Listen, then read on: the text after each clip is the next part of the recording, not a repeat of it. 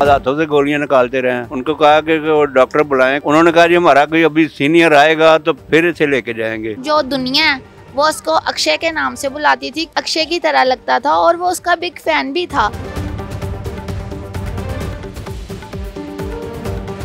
लाहौर के इलाके रेसकोर्स में एक ऐसा दिल दहला देने वाला वाकया पेश आया है जहां पर एक शहरी को जराइम पेशा नासिर की सरगर्मियों की निशानदेही करने पर बेदर्दी से कत्ल कर दिया गया है।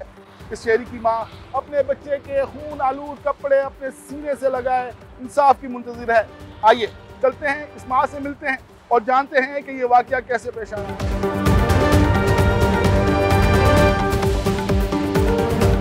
काफी सोशल मीडिया पर इस पर बात हो रही है आपके बेटे के बारे में, क्या हुआ क्या था? ये उसका घर है, कातल का, जिसने कत्ल किया है।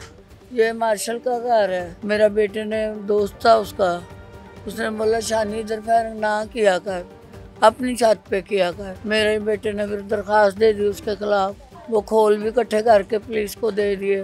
पुलिस ने रेड डाली है, पुलिस उसको लेके भी गई है, असला भी लेके गई है। पता नहीं क्या वजह हुई है, पुलिस ने तीसरे दिन उसको छोड़ दिया गया। फिर आया, मैं इधर ही खड़ी हूँ, उसका बाप उधर खड़ा। मैंने शानी को प्यार दिया है कि इसके दिल में कोई रंज न रहे। मैं कहा शानी बेटा कोई बात नहीं, हमारी इधर पुलिस वैसे भी बैठी हुई थी, खिलाड़िया है। मैं कहा हम ना इधर से चढ़े जरूर हैं, पर हमारे यही था कि ड्यूटी वाले चढ़े हैं, हमें यही नहीं पता तुझे पकड़ने चढ़े। उस वक्त तो उसने बोला कोई मसला नहीं है। उस दिन मेरा बेटा नहाया है, धोया है, मुझे देख के ऊपर गया है। फिर आवाज़ आई है मुझे, खड़ाक की आई है मुझे आवाज़। उठ के भी बैठी हूँ। मैं कहा मेरा बेटा बर्फ़ तोड़ रहा है। उसको ठंडा पानी जाता, फिर ज़्यादा पीता था। सुबह नाश्ता करता, 5 बजे नाश्ता कर लेता वो। तो मैं कहा बर्फ़ तोड़ रहा। मैंने अपनी बेटी को पूछा टाइम देख क्या हुआ है? कहते हम अभी 4:30 हुए हैं। उस टाइम तो दुश्मन अंदर घुस चुके थे, उससे पहले आ चुके थे। फिर मेरी बहू आई है नीचे, अम्मी शानी आ गया, अम्मी शानी आ गया। इसका अब्बू भी सोया हुआ था, वो भी जल्दी से उठा गई। तड़कता था किधर शानी आ गया, दरवाज़ा गेट बंद है। वो भाग के 4थी मंजिल पे चला गया ढूंढने को, पता नहीं हमारा बेटा छत पे गया चला, शानी कैसे आ गया। वो ऊपर ढूंढता फिरता, पर मेरा बेटा अपने कमरे में लात पात पड़ा था ब्लैड में, उसको 16 पैर लगे। मैं उसको गई, मैं भी पीछे गई, देखा मेरे से। मैंने बोला जितना मैं इसके पास टाइम दूँ, मैं क्यों ना सबको इकट्ठा करूँ, इसको उतारे, इसको हॉस्पिटल ले जाए, मेरा बेटा ठीक हो जाए। मेरी बेटी ने दरवाजे कूटे हैं सबके, उठो। मेरे भाई को गोलियां मार दी शानी ने। सब आए हैं, फिर उन्होंने कंबल में उतारा है उसको। 6-7 जने लोगों ने मिलकर चारपाई पे बिछाया। फिर मेरे इधर पैर जम गए हैं, इधर ही ऐसे मैं जुड़ ही गई हूँ। ना मेरा बेटा हाय कर रहा है, ना भाई कर रहा, कुछ भी नहीं कर रहा। वो यही कह रहा मुझे मोटरसाइकिल पे ले जाओ, मेरा दिल घुट रहा है, मुझे अस्पताल ले जाओ, बस इतनी बातें कर रहा है। मैं देखती रह गई। फिर मुझे सीनियर डॉक्टर ने आन के बोल दिया आपका बेटा नहीं बचना, आपके बेटे की डेथ हो जाएगी। अभी मैं उसके हाथ जोड़े, मैं पाँव गिरी। ऐसे नहीं बोलो, मेरा एक ही बच्चा है, उसका भी आगे छोटे छोटे बच्चे हैं।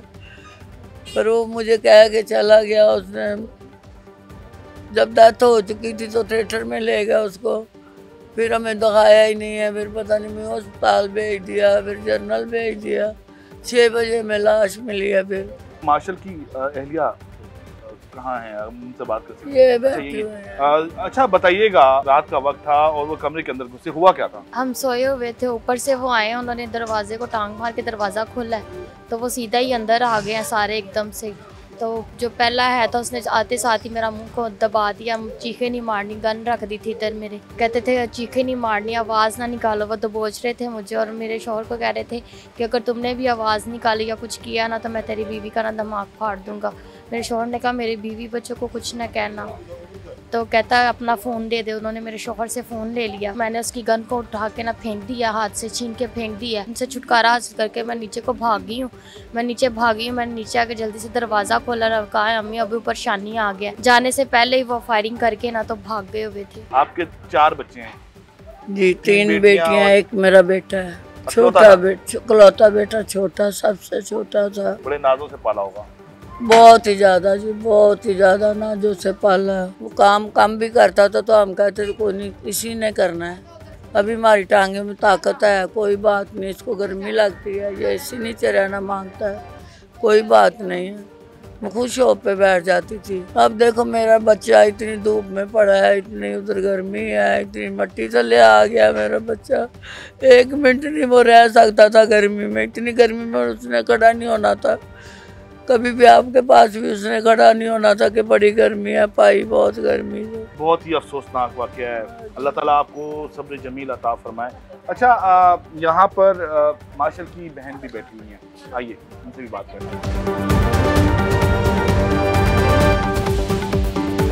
मेरे भाई का नाम मार्शल था, प्यार से हम बहनें उसको बंटी कहती थी, लेकिन जो लोग हैं ना, जो दुनिया है, वो उसको अक्षय के नाम से बुलाती थी, क्योंकि उसकी लुक जो थी ना वो लाइक अक्षय की तरह लगता था और वो उसका बिग फैन भी था। कोई उसकी ऐसी मूवी नहीं है जो उसने तकरीबन 20 से 25 बार ना देखी हो, और वही चीज़ उसके बेटे में भी है कि वो अक्षय को पसंद करता है, तो सब उसको अक्षय भाई अक्षय भाई अक्षय भाई ऐसे कह के मुखातिब होते थे। मोहल्लेदार भी ऐसे कहते थे? मोहल्ले वाले भी, रिश्तेदार भी, हाँ जी अक्षय बॉस, अक्षय भाई, हाँ जी सुनाओ। आप अपनी जान के बारे में बताएं, आप लोगों को कोई खतरा हो? देखिए, अगर भाई के ऊपर रंजिश होती तो वो मेरे भाई को गली में मारता, सड़क पे मारता। जब मेरा भाई रात को 2 बजे अपने लिए कुछ खाने के लिए लेके जा रहा था तो तब मारता।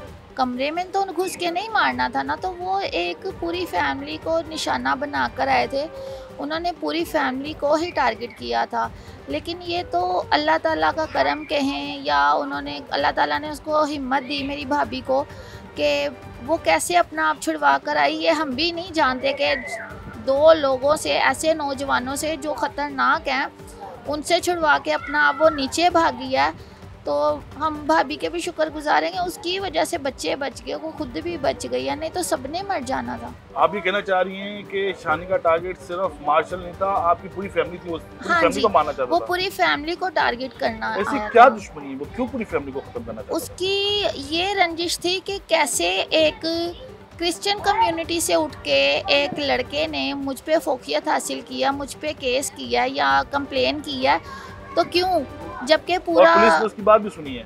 हाँ जी, पुलिस ने उसकी बात सुनी है। वैसे बड़ा, मेरे लिए भी बड़ी ताज्जुब की बात है कि पुलिस किसी कंप्लेंट पर एक्शन ले, यूजुअली ऐसा होता नहीं है। उसे लिंक्स बनाने का बहुत शौक था कि नहीं मैंने लिंक्स बनाने हैं, कोई भी मसलन SHO आना है, DSP आना है। तो वो शेफ़ रह चुका था, उसने शेफ़ का काम सीखा था, तो वो केक लेकर बिना जान पहचान के चला जाता था थाने में कि सर ये आपके लिए मैं केक लेकर आया हूँ। तो एक्ट्रेस के साथ, ये पाकिस्तानी जो एक्ट्रेस हैं उनके साथ वो उनका रेफरेंस था मेरे भाई का कि उसका आप टिकटॉक उसकी यानी कि खोलें तो आप देखें कि उसको कितने एक्ट्रेस ने बर्थडे विश किया। हुमायूं सईद ने विश किया है, या उसको कह लें कि डोली ने विश किया है जो सैलून चलाती हैं, नरगिस के, वो सब उसको जानते थे। कभी हंसते भी थे कि नहीं तू मजाक कर रहा, तो आगे से कहता था तुम लोगों को नहीं पता कि मेरे कितने लिंक्स हैं। काश मार्शल ने पुलिस को दरख्वास्त ना दी होती और उसके पुलिस में इतने लिंक्स ना होते, पुलिस उसकी दरख्वास्त पर एक्शन लेती और उस पर एक्शन लेते हुए शानी को इसके घर से लेके जाती। खैर 2-3 दिन बाद छोड़ दिया। अगर ऐसा ना होता तो आज मार्शल भी जिंदा होता। इनके वालिद साहब से मिलते हैं। जब 15 पे कॉल किया ना, उस टाइम तो तकरीबन पौने घंटे के बाद 15 आई है। जब 1122 वालों को कहा तो वो भी तकरीबन आधे पौने घंटे के बाद आए हैं। उसके बाद हॉस्पिटल गए हैं तो उन्होंने भी 2 घंटे तो बेड पे लटा दिया। तो उसके बाद हाथों से गोलियां निकालते रहे हैं, हाथों से गोलियां निकाल के उनको कहा कि वो डॉक्टर बुलाएं, कोई इनको करें, कुछ क्या करना है, इनको ऑपरेशन में लेके जाएं, लेकिन वो नहीं लेके गए। उन्होंने कहा जी हमारा कोई अभी सीनियर आएगा तो फिर इसे लेके जाएंगे। कौन सा अस्पताल है? ये सर सर्विस है, जो है वो हाथों से गोलियां निकाल रहे हैं। सर्विस जेल रोड सर्विस जी। उस हाथ से सर ऐसे खींच रहे थे, कोई ग्लव्स नहीं, कुछ नहीं है, हाथों से पकड़ के ऐसे उंगली डाले और भी गोली बाहर आ जाती थी। तो उसने बेटे की इतनी हिम्मत कि वो सी भी नहीं था कर रहा कि मेरे अंदर उंगली जा रही है, साथ गोली बुलेट भी है, वो निकाल रहा तो सी भी नहीं था कर रहा, इतनी हिम्मत थी उसमें। ये कैसे मुमकिन है इतना, ये रेड जोन कहें तो ये गलत नहीं होगा कि इस इलाके में कोई फायरिंग करता हो और पुलिस को पता ही ना हो? सब जब भी पुलिस आई है ना, जब भी आई है, ये नहीं कि 1-5 पे कभी नहीं थी आती, कभी आ जाती थी।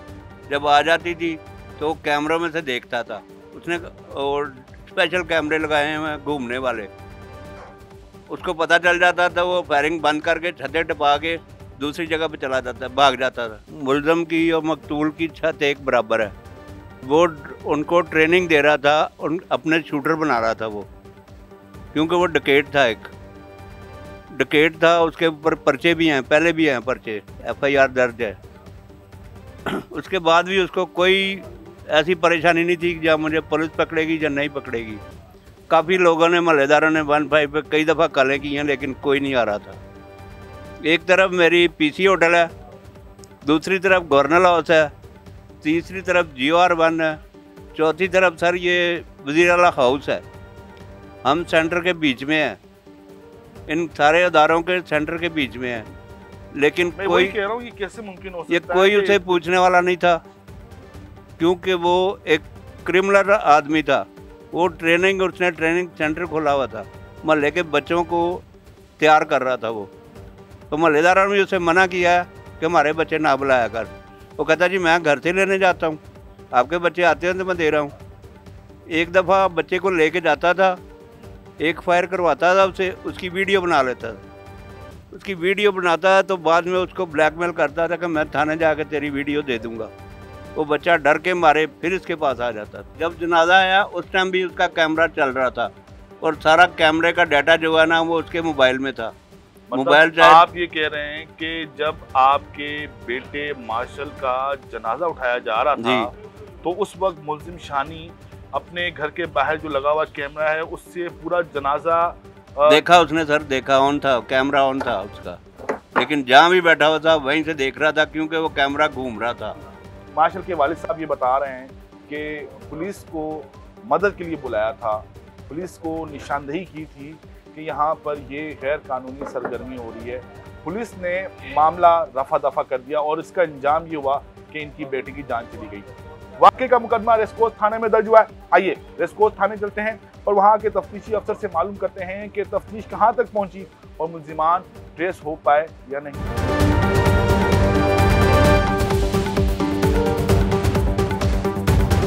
इस केस की तहकीकात कहाँ तक पहुँची ये जानने के लिए हम थाना रेस्कोर्स आए थे।